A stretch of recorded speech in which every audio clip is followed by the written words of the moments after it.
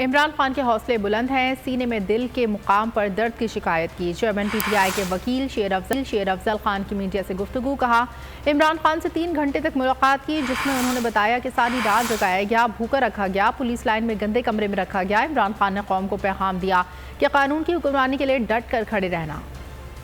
سب سے پہلے ہم نے سوال کیا کہ کیا آپ کو ٹارچر تو نہیں کیا گیا ہے؟ انہوں نے بتایا کہ وہ صبح سے اپنے سینے میں دل کے مقام پہ درد فیل کر رہے ہیں۔ دوسری انہوں نے یہ بتایا کہ ساری رات ان کو جگایا رکھا گیا، رات کو 3 بجے پولیس لائن میں اس کو لایا گیا تھا، ایک گندا کمرہ دیا گیا تھا ان کو، 3 بجے رات سے ابھی تک کوئی خوراک ان کو فراہم نہیں کی گئی ہے۔ ہم نے ان کو بتایا کہ اس طرح قوم نکلی ہے، سڑکوں پہ ہیں، آپ کی گرفتاری کی مذمت ہو رہی ہے۔ خان صاحب کا حوصلہ بالکل اپنی ہائٹس پہ تھی۔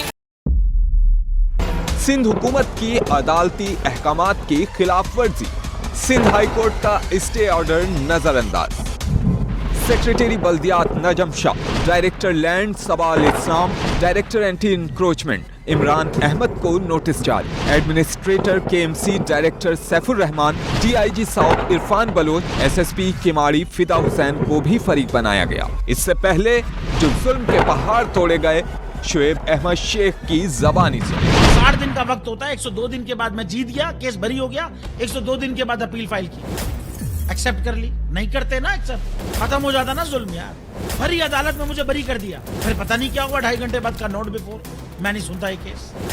کھڑے رہتے اپنے فیصلے پہ، مٹ جاتا ظلم۔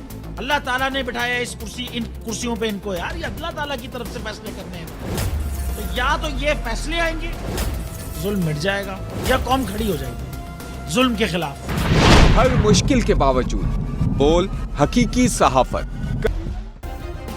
سبسکرائب کریں اور بیل دبائیں تاکہ کوئی خبر رہ نہ جائے۔